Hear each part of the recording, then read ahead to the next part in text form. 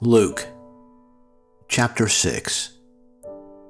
One Sabbath Jesus was going through the grain fields, and his disciples began to pick some heads of grain, rub them in their hands, and eat the kernels. Some of the Pharisees asked, "Why are you doing what is unlawful on the Sabbath?" Jesus answered them, "Have you never read what David did when he and his companions were hungry? He entered the house of God, and taking the consecrated bread, he ate what is lawful only for priests to eat. And he also gave some to his companions. Then Jesus said to them, 'The Son of Man is Lord of the Sabbath.'" On another Sabbath he went into the synagogue and was teaching, and a man was there whose right hand was shriveled. The Pharisees and the teachers of the law were looking for a reason to accuse Jesus, so they watched him closely to see if he would heal on the Sabbath. But Jesus knew what they were thinking and said to the man with the shriveled hand, "Get up and stand in front of everyone." So he got up and stood there. Then Jesus said to them, "I ask you, which is lawful on the Sabbath, to do good or to do evil, to save life or to destroy it?" He looked around at them all and then said to the man, "Stretch out your hand." He did so, and his hand was completely restored. But the Pharisees and the teachers of the law were furious and began to discuss with one another what they might do to Jesus. One of those days Jesus went out to a mountainside to pray and spent the night praying to God. When morning came, he called his disciples to him and chose 12 of them, whom he also designated apostles: Simon, whom he named Peter, his brother Andrew, James, John, Philip, Bartholomew, Matthew, Thomas, James, son of Alphaeus, Simon, who was called the Zealot, Judas, son of James, and Judas Iscariot, who became a traitor. He went down with them and stood on a level place.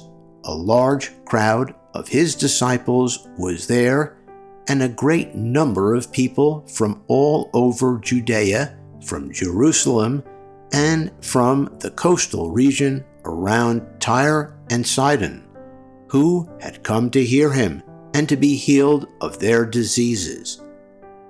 Those troubled by impure spirits were cured, and the people all tried to touch him, because power was coming from him and healing them all. Looking at his disciples, he said, "Blessed are you who are poor, for yours is the kingdom of God. Blessed are you who hunger now, for you will be satisfied. Blessed are you who weep now, for you will laugh. Blessed are you when people hate you, when they exclude you and insult you, and reject your name as evil because of the Son of Man. Rejoice in that day and leap for joy, because great is your reward in heaven. For that is how their ancestors treated the prophets. But woe to you who are rich, for you have already received your comfort. Woe to you who are well fed now, for you will go hungry. Woe to you who laugh now, for you will mourn and weep. Woe to you when everyone speaks well of you, for that is how their ancestors treated the false prophets. But to you who are listening, I say, love your enemies, do good to those who hate you, bless those who curse you, pray for those who mistreat you. If someone slaps you on one cheek, turn to them the other also. If someone takes your coat, do not withhold your shirt from them. Give to everyone who asks you, and if anyone takes what belongs to you, do not demand it back. Do to others as you would have them do to you. If you love those who love you, what credit is that to you? Even sinners love those who love them. And if you do good to those who are good to you, what credit is that to you? Even sinners do that. And if you lend to those from whom you expect repayment, what credit is that to you? Even sinners lend to sinners, expecting to be repaid in full. But love your enemies, do good to them, and lend to them without expecting to get anything back. Then your reward will be great, and you will be children of the Most High, because He is kind to the ungrateful and wicked. Be merciful, just as your Father is merciful. Do not judge, and you will not be judged. Do not condemn, and you will not be condemned. Forgive, and you will be forgiven. Give, and it will be given to you. A good measure, pressed down, shaken together, and running over, will be poured into your lap. For with the measure you use, it will be measured to you. He also told them this parable. Can the blind lead the blind? Will they not both fall into a pit? The student is not above the teacher, but everyone who is fully trained will be like their teacher. Why do you look at the speck of sawdust in your brother's eye and pay no attention to the plank in your own eye? How can you say to your brother, "Brother, let me take the speck out of your eye," when you yourself fail to see the plank in your own eye?